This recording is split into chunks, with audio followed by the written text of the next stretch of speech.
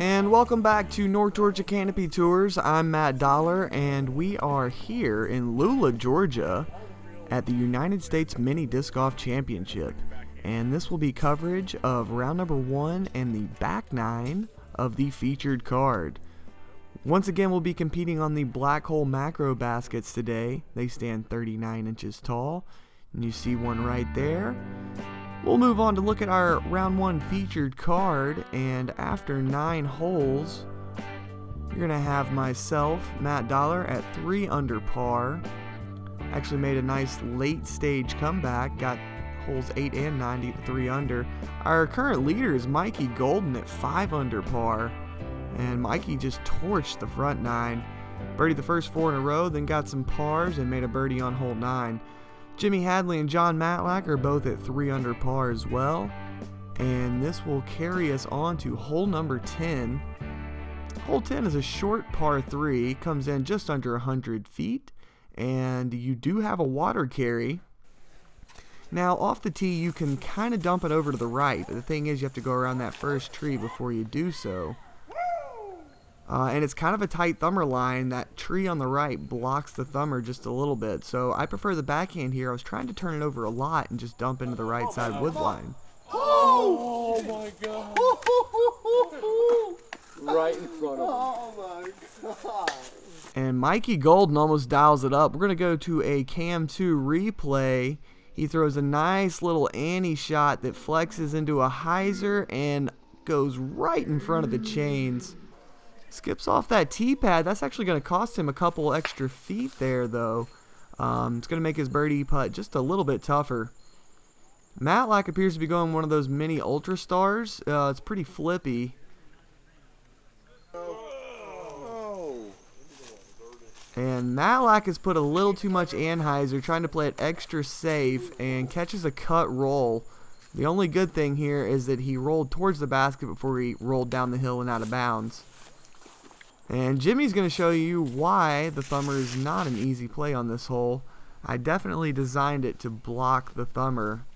And a little bit later in the tournament, you're going to see some guys trying to throw thumbers over those trees. So we have a little bit of discussion about where Matlack actually went out of bounds. And after we give him a lie, it'll be on me over to the right.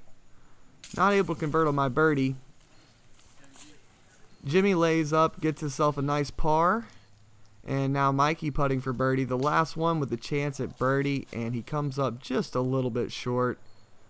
Matlack takes a little more than he probably should in there. You really are supposed to take a foot in. Looks like he got a meter from the group there.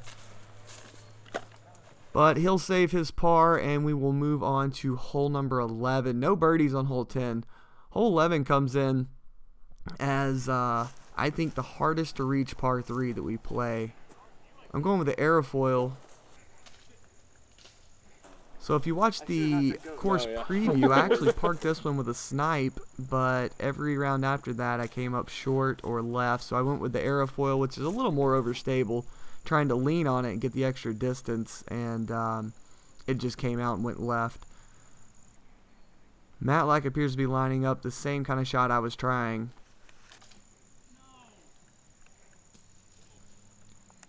Looks like he catches a little bit of early lettuce on that tree, and it's going to knock him down. Jimmy's going to try and force the thumber in here. It's not a really good thumber line. It's going to bring you up short every time, unless you get a good skip and roll.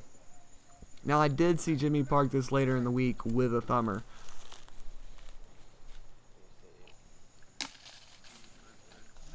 So everyone else is just pitched up. Jimmy's got the long look at birdie here.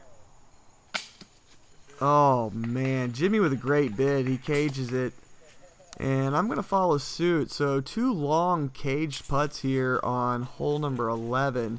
Mikey makes a great save. Knocks in about a 12 to 15 footer there, and that will save his par. So no birdies on 10, no birdies on 11, and we will move to hole 12. Hole 12 is the first hole in Ace Alley. That's what we're calling it.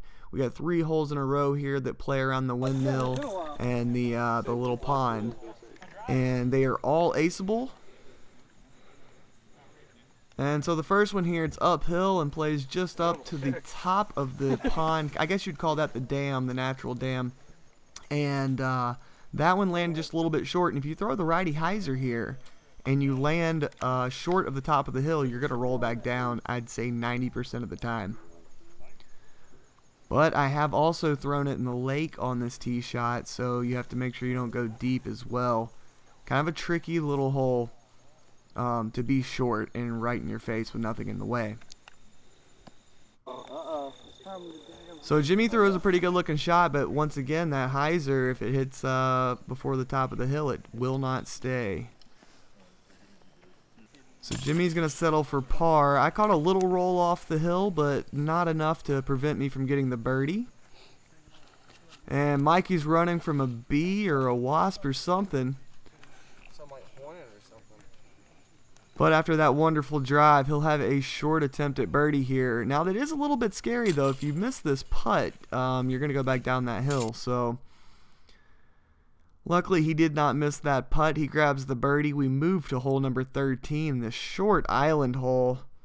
Now this hole is really not much more than just a downhill putt. What? However, that little tree on the right is really situated to block the righty hyzer putt. This is another one of those holes where, you know, I didn't miss the island a single time in practice rounds, and then tournament time came around, and what do you know, I hit that tree and missed the island.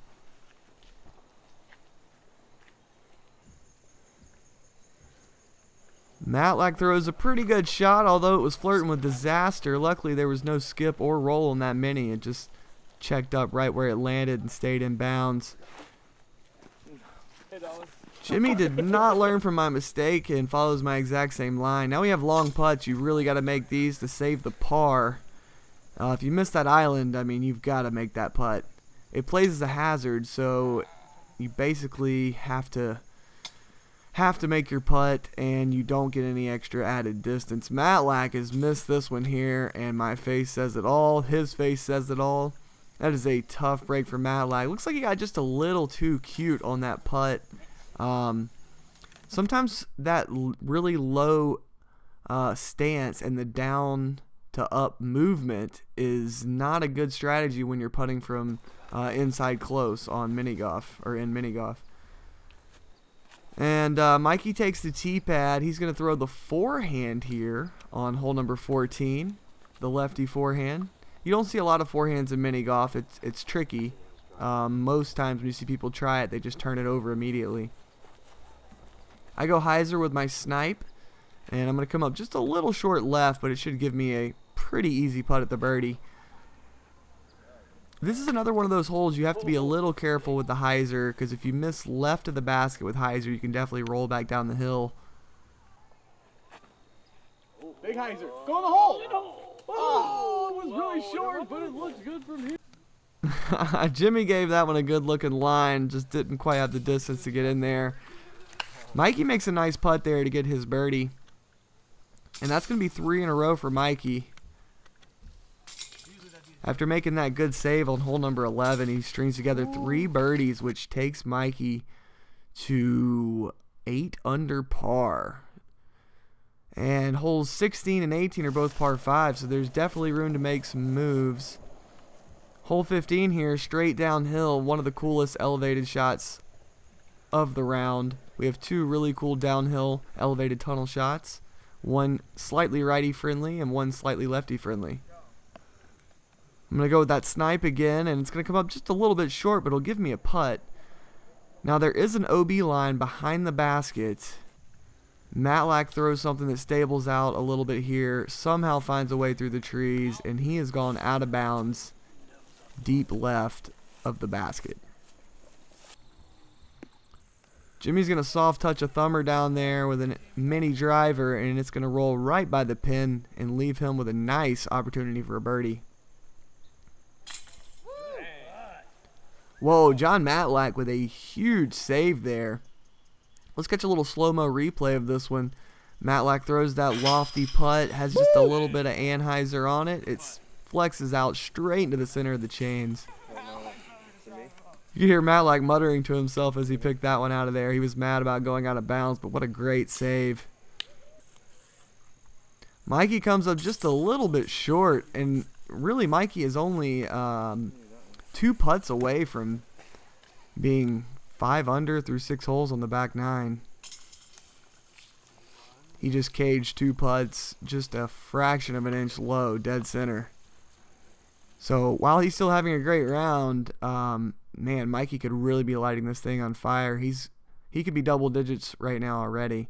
So we'll move to hole 16, 365 foot par 5, OB all the way down the left side, and woods on the right side. Go with a big thumber here off the tee, just trying to get that extra bit of distance.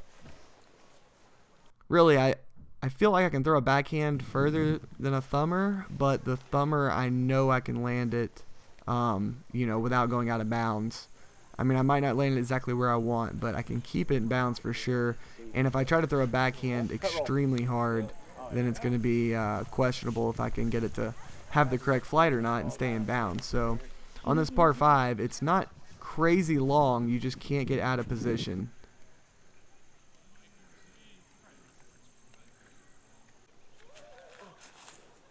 Speaking of out of position, Mikey throws this one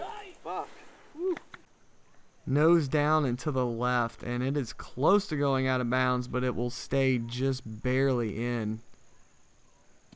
Wow, Matlack throws a bomb on his second shot, and that one hyzers just over the top of the basket. It's going to give him a long look at the Eagle 3. And after that huge drive I had off the tee, I actually had a pretty short upshot. I elected for the thumber to try and take the bush on the right out of play. Unfortunately, I threw it right into that bush, so I'm not going to have a great eagle look from there. So I've got this obstructed lie left for my eagle. Was thinking about a turbo putt there for a second. Looks like I'm just going to hold my putter up high and kind of push putt from the chest. And won't be able to make that eagle putt, but John Matlack will have a nice look at eagle, and he will capitalize. That eagle will take Matlack to 7 under par. And speaking of 7 under par, this birdie putt will take me to 7 under par. Jimi just moved to 5 under par, and Mikey will tap in to move to 9 under par. So with 2 holes left, we got Mikey, who's got a good shot at going double digits, and we have myself and John Matlack just 2 strokes behind him, and Jimi sitting 4 behind. Matlack goes spike hyzer on hole 17. 17's not terribly long. You have a tunnel route. You have a spike hyzer route if you're a righty. And you'll also see some overhands here. There is an OB line going down the left side on the left of the tree line, so you have to be careful on that. I did go out of bounds at least one of my practice rounds with a righty hyzer. I'm going righty hyzer with the aerofoil here. Going to come up just a little bit deep. And Jimi's going to soft touch a thumber, and he has got an excellent move on this one. It lands right by the basket. Should give him an easy birdie. So Mikey will not move to double digits here on 17. And I'm going to follow up his missed putt with a missed putt myself and a cute little dance about how I can't putt. Matlack's got a little bit of... Oh, Matlack makes a nice birdie. Matlack has made good putts on 3 holes in a row. 1 to save par, 1 for eagle, and 1 for birdie. And Matlack's going to move to 8 under par going into hole number 18. Jimi moved to 6 under par there. And Mikey is still at 9, and I'm still at 7. So the big par 5, the finishing hole, OB down the entire left side. There's a creek and an OB line. Then you have to cross the road, which is also out of bounds, to get to the green. And then just left the basket when you get to the green is the creek yet again. So lots out of bounds here. A finishing hole where anything could happen. That's what we were going for with this design. I think Jimi went out of bounds left, which is definitely not good, but he will have a chance to save his par because he did it, because it is a par 5. Oh no, Mikey has thrown early left, catches a tree, kicks into a spot where he can't even really pitch out. So he's going to take his penalty stroke and re-tee, and he still has the shortest drive of the group. So Mikey just threw his 4th shot, and he's still well short of the road. We have lots of trouble here for our leader, Mikey Golden Jr. After my huge thumber tee shot, I'm going to go big thumber 2nd shot. I play it just a little safe. If you want to park it with a thumber on the 2nd shot, you really have to go over or through all those trees, and that gives it a really good chance of kicking into the creek, so it's really not worth it to do that. I played it safe to the right to give myself a long look and get the easy birdie if I need. Oh my goodness, Jimi's upshot was beautiful. He challenged that tree I was talking about, and it didn't pay off for him. However, I'm able to capitalize on that long eagle look and grab an eagle on my last hole to shoot a 52. It's going to move me from 7 under to 9 under par. Matlack's going to take the birdie there, a birdie 4. Jimi is going to take a 6 because he went out of bounds early, and Mikey's going to get the 7. Tough finish for Mikey. Looks like a birdie would have gotten Mikey on the lead card for round number 2. So that will conclude our round 1 action for this featured card. We ended up having James Snappy Cole as the first round leader. He shot a 49, which is 12 under par, and he will lead us into round 2. Now there will be some more coverage coming out from round number 1 of other groups, including some action from Snappy Cole's group. So thank you guys so much for watching this video. Please share this on Facebook and on any social media platform you'd like. We'd like to get as many people into this US Mini Disc Golf Championship video series as possible, and just continue spreading mini golf and disc golf. So thank you so much for watching. Thanks to MVP Sports for being our title sponsor, and please join back for the next round of the United States Mini Disc Golf Championship. I'm Matt Dollar, and have a great day.